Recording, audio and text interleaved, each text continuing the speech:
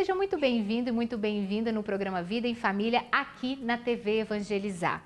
É uma alegria chegar até você e quero já dizer que o assunto de hoje vai abalar as estruturas na sua casa. Vamos falar sobre a figura masculina. Quando se ouve dizer a palavra homem, somos remetidos às guerras, soldados, à fortaleza, o homem robusto, super-herói. Mas o que tem acontecido na sociedade? Uma construção social onde a figura masculina está perdendo essas características, ficando medrosa, afeminada, totalmente diferente daquilo que é a sua identidade original. Para conversar sobre isso, meu convidado é Silvio Medeiros, ele que é pai de 5 filhos, sendo 3 meninos. Tudo isso aqui no Vida em Família. Hoje assistimos, de uma forma até assustadora, o alastramento da síndrome de Peter Pan.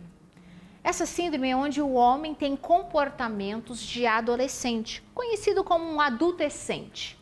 Não é muito difícil você encontrar homens de 40, 50 anos morando ainda com os pais, vivendo uma vida própria de adolescente, mesmo tendo idade de um homem adulto. O que tem acontecido na nossa sociedade em que a figura masculina está sendo descaracterizada da sua identidade original, da sua criação original, quando Deus fez o homem? E se você for olhar as passagens bíblicas, onde diz, estovir, porta-te como homem, seja homem, existe até uma passagem, ser forte, ser corajoso, porta-te como homem. Isso quer dizer que ser homem, se tornar homem, requer alguns esforços, como cortar o cordão umbilical da mãe, como viver alguns rituais de passagem, onde ele é desafiado e a virilidade dele é ali colocada à prova. Os desafios que formam a sua masculinidade sadia, a sua masculinidade cristã. E o que tem acontecido nos lares, nas famílias, é essa troca e inversão de papéis, onde o homem não se torna o líder, o chefe, aquele que protege, que provê, que passa segurança. Mas esses papéis são delegados à mulher, onde ela provê, ela passa segurança e ela lidera. E o homem fica medroso, acovardado, muitas vezes afeminado e deixado de lado. O que é preciso fazer então, nós pais que temos os nossos filhos, meninos, o que nós precisamos fazer para formar homens de verdade? Homens com caráter, homens com uma personalidade forte, homens com uma vontade forte, com uma inteligência bem formada, robusta, viralidade, que sabe dar a vida por amor à sua família, que sabe dar a vida por amor a Deus. O homem que é convidado pelo próprio nosso Senhor a dar a vida como Cristo a deu pela igreja, por amor à igreja. Esse homem está talvez ainda, como embrião, sendo formado dentro do seu menino e precisa que você, mãe e pai, estejam atentos para que ele possa cada vez mais vir para fora. E é por isso que nós decidimos que nesse programa você vai aprender como formar filhos homens. No livro do Namoro ao Altar, em que eu escrevi junto com meu esposo Guilherme Zaparoli, o meu esposo escreve aqui alguns capítulos sobre essa crise da masculinidade. Então você encontra aqui nessa leitura o que aconteceu nos meados dos séculos passados, as décadas passadas, com essa figura masculina. E como que o homem pode então se tornar esse líder espiritual, esse provedor, onde ele pode literalmente estovir. Porta-te como homem. Tudo isso também está aqui no livro do Namoro ao Altar. Você pode adquirir já. O link está no meu perfil no Instagram, Fernanda Zaparoli. Clique lá e você vai ter acesso a toda essa leitura e todos os outros capítulos que vão te ajudar a construir uma vida em família mais feliz e harmoniosa. E falando em família feliz, harmoniosa, já pensou em peregrinar conosco para os santuários marianos na Europa? Saída em março de 2023 e ali vamos percorrer esses santuários marianos, que será uma imersão na nossa fé católica. Nós vamos para um breve intervalo, voltamos já já com o nosso convidado Silvio Medeiros, por isso não saia desse sofá, não saia do seu quarto, não saia de onde quer que você esteja, porque o Vida em Família só está começando.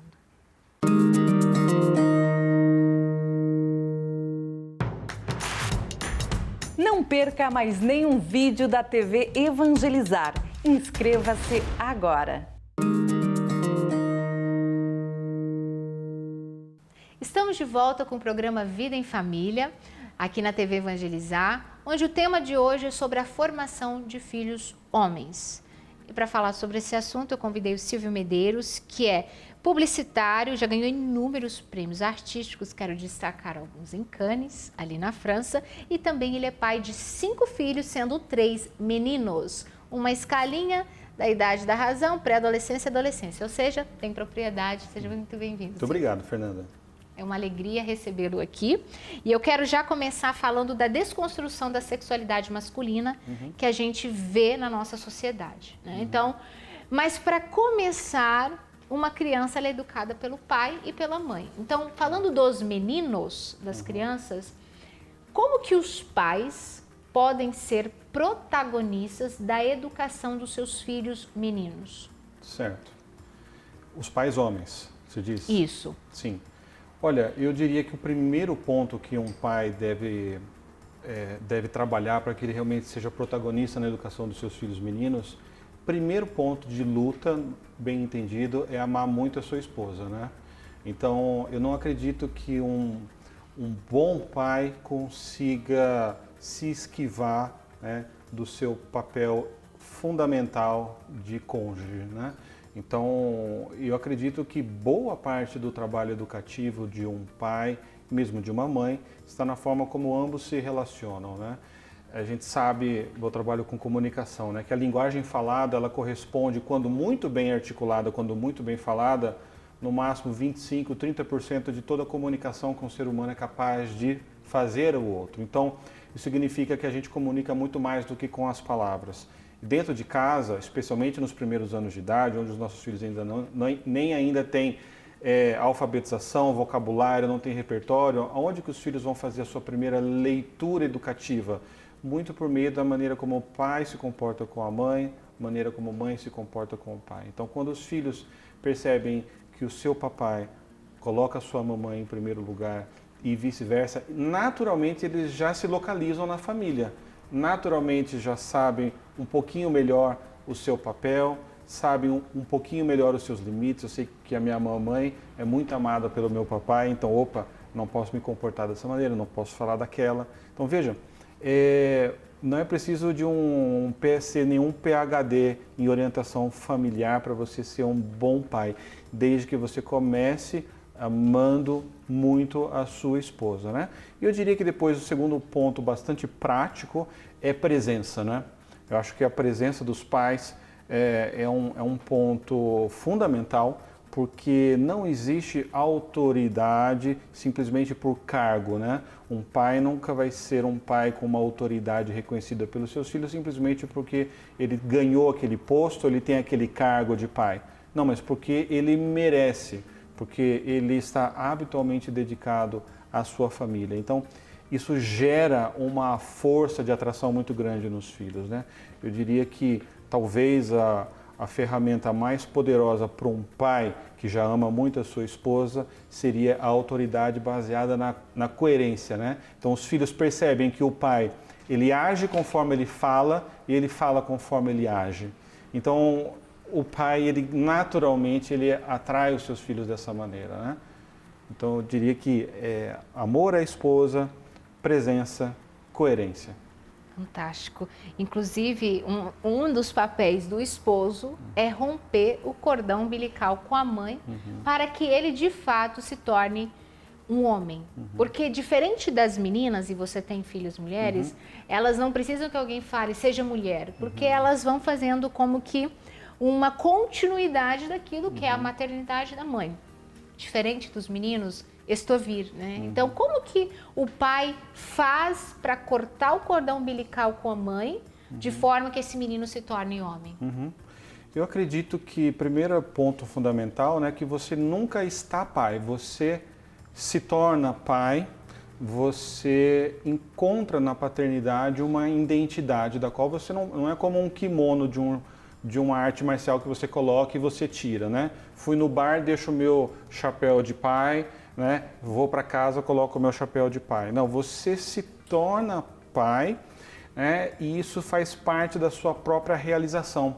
Então não existe mais um bem que está desvinculado do seu ser pai e do seu ser marido profissional. Vai tudo junto, né? Então é muito interessante. Eu tenho essa experiência de vida e muitos amigos que são assim, né? Se tornam pai e daqui a pouco aquela festa com os amigos, aquele churrasco com os amigos, o futebol já não atrai mais tanto. E os amigos falam, nossa, coitado, casou, tem filho, agora não pode fazer, perdeu a liberdade. Não, na verdade é que ele encontrou uma outra pérola, ele encontrou uma outra realização, que é essa identidade própria de ser pai. E eu acredito que um pai consegue educar muito bem o seu filho para se tornar homem, quando o pai dá para o filho os critérios e os meios para que um dia esse filho se reconheça também como pai. E o que é ser pai? Ser pai é ser entrega. Ser pai é ser um líder pelo exemplo. Para mim, ser pai é ser uma pessoa guiada para a realização do bem comum, né? Daquele seu pequeno espaço, da sua família, né? Mas o pai é aquele que se entrega. Até você estava falando um pouco aí sobre essa questão da masculinidade, né? Não sei se você sabia, Fernanda, mas a palavra virilidade, ela vem do latim virilis e ela significa redoma, né? Então, o que é um virilis, né? É um relicário. Então, o que é um homem viril? É um homem que sabe e reconhece as suas joias. Ele reconhece o seu tesouro e ele sabe como proteger aquele seu tesouro. Então, ele não troca o seu tesouro por um prazer, por uma distração, né, por 5 minutos qualquer. Ele sabe quais são as suas joias. Então, ele faz da sua vida um relicário. Por isso, ele sabe proteger muito bem a sua família. E é claro que isso tem um poder de educação, de criar admiração nas crianças tremendo, né? É muito natural que as primeiras etapas na idade, né, na primeira idade de uma criança sejam mais devotadas pelas crianças em direção à mãe. Afinal, ficaram 9 meses com eles dentro de si, amamentam. Então, a mãe tem um papel nesse início educativo primordial, fundamental. Sem as mães não existem os filhos, né? Mas os pais entram logo em seguida, né? E os pais eles vão conquistando aos poucos esse prestígio, essa admiração. É muito comum a gente ver filhos muito pequenos que têm os seus pais como heróis e que depois na adolescência vão perdendo a admiração pelos pais, né? Mas eu acredito muito que quando os pais eles mantêm essa coerência, esse esforço de ser o relicário da sua família, ou seja, de ser aquele fiel guarda da sua família, né? Essa reputação ela vai sendo reconquistada com o tempo e depois com o tempo os filhos vão pensando, poxa, meu pai estava pensando no meu bem, poxa, meu pai trabalhava pela minha mãe, pelos meus filhos, poxa, que saudade do meu pai, né? E hoje me dói muito no coração saber que no Brasil 5,5 milhões de crianças no Brasil hoje não têm o nome dos seus pais na certidão de nascimento, né? Onde estão esses pais? Eles existem, mas estão ausentes, né? Então não estão se comportando como essa presença, como esse relicário. E isso é muito triste, é uma coisa que a gente precisa trabalhar, resgatar essa consciência do papel dessa presença do pai como salvaguarda dessas joias que são as famílias, né? Silvio, conte para nós quais as diferenças pontuais que você como pai experimentou na formação das suas 2 meninas Sim. e dos seus 3 meninos. Olha, eu vou confessar algo para você, Fernanda. Quando a minha primeira filha nasceu, bom, eu fiquei obviamente embasbacado, apaixonado, né? Meu primeiro filho ser uma menina, né? E fiquei muito encantado com isso. Quando veio o Samuel, meu segundo filho, o menino, eu fiquei, caramba, como menina é diferente de menina, não é? Só que depois veio o Davi e o Vicente, e aí eu tinha 3 meninos e uma menina. E eu pensei, caramba, como todos são diferentes uns com os outros. Claro que as meninas, elas carregam algumas características que você vê tipicamente nas meninas e algumas condutas que são típicas dos meninos, né? Então os meninos têm muito mais propensão a essas brincadeiras mais desafiadoras, são muito mais, gostam de emoção, gostam de radicalidades, né? Muito comum você ver, todos os meus filhos intuitivamente adoram carros, adoram brincar de guerreiros, de soldados. E as meninas, ainda que gostem e brinquem também, parece que carregam com si esse traço do acolhimento dessas brincadeiras, desse relacionamento de confidência entre elas mesmas, de proteção, né? Então, de fato, educar menino é diferente de educar menina, mas eu diria que educar cada filho é um mistério e um desafio particular em si mesmo.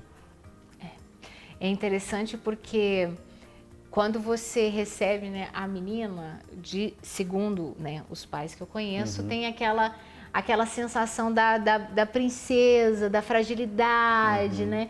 Você normalmente não vê a forma de corrigir tão assim mais firme como o homem. Né? E na passagem bíblica, ali o rei Davi, né, disse ao seu filho Salomão: "Estovir, ser corajoso, porta-te como homem". Explica essa passagem num contexto um pouco bíblico mesmo. Por que o rei, né, Salomão, olha para o seu filho ali, o rei Davi olha para o seu filho Salomão e literalmente fala isso para ele, né? Ser corajoso, porta-te como homem. Essa passagem, para mim, é possível a gente ter várias interpretações, várias acepções, mas eu grifaria essa primeira parte. Para mim, a primeira parte explica a segunda. Ser corajoso, né? Tenha coragem. E a coragem, ela é uma virtude própria da virtude da fortaleza. A fortaleza é uma virtude cardeal, uma das 4 virtudes cardeais. E a virtude da fortaleza, ela não elimina o medo da nossa vida, mas ela nos dá um amor claro para viver e para morrer.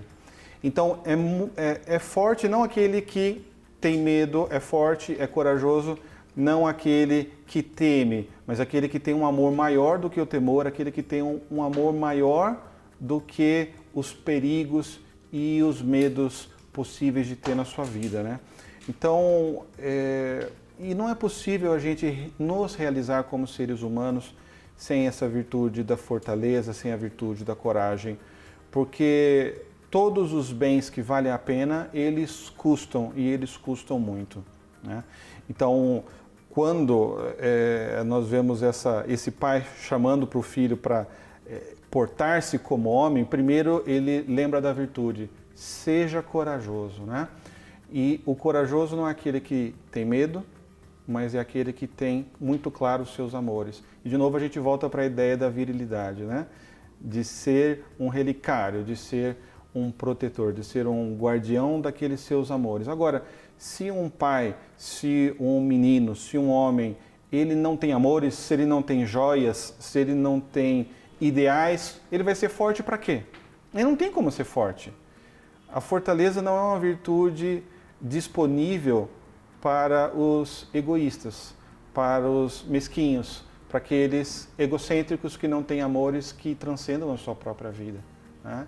Então aqui me parece uma chave de interpretação para isso, né? Então, para nós nos tornarmos, enquanto homens de verdade, há que termos amores claros que orientem a nossa vida e que deem sentido para a nossa vida, né? Silvio, no Instagram eu abri umas caixinhas de pergunta e pedi que o telespectador, né, ele pudesse enviar a sua dúvida. Então você pode entrar lá no meu Instagram, Fernanda Zaparoli, e enviar a sua dúvida para que você também seja sua voz seja aqui no programa. E uma das perguntas de uma mãe foi o seguinte: ela é mãe solteira, né? O pai não cumpre com a sua função e a presença de pai, e ela tem um filho menino.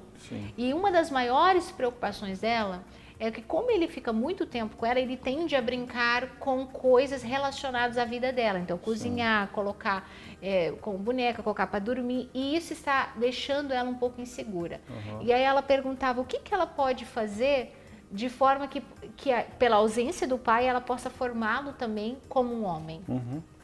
Eu acho que essa mãe está fazendo o seu melhor e que A mãe, ela pode ajudar o seu filho pelo seu exemplo, ao seu filho a entender que ser homem é isso, é ter amores claros, muito bem definidos e saber para onde nós dirigimos as nossas forças, né? Os meninos, os homens, eles têm muita energia. Aonde que a gente coloca essa energia toda, né? Se a gente não colocar essa energia toda para um fim claro, de realmente de construir o bem comum, de servir ao próximo, a gente pode acabar... eu costumo dizer, a gente tem a potência de uma Ferrari, mais os freios de uma bicicleta, né? Então, muitas vezes, toda essa força do menino, do homem na adolescência, depois no começo da juventude, muitas vezes pode acabar em grandes crises, justamente por não ter uma orientação.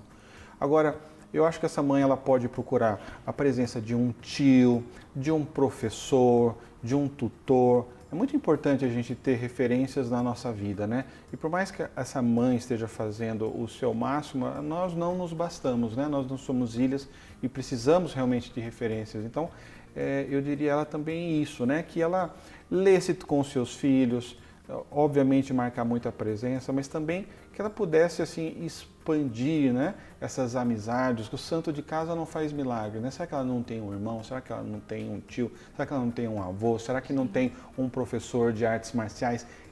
Que boa influência, né? Todo adolescente quer ter um tutor, quer ter alguém para admirar, né? Então seria interessante que essa mãe também ajudasse a compor um bom ambiente de influências para os seus filhos, né?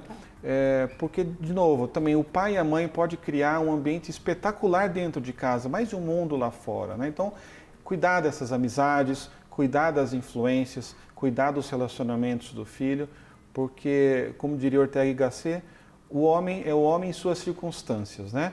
Então, quais são as circunstâncias que essa criança está tendo, além do máximo que essa mãe está fazendo? Será que ela consegue adequar algumas circunstâncias, né, com a presença de outras pessoas para ajudá-la nessa tarefa? Acho que isso pode ser uma boa dica. Eu vou pegar então um gancho para a nossa última pergunta sobre a síndrome do Peter Pan. Os adolescentes. Sim. Como fazer para que os nossos filhos não se tornem esses adolescentes?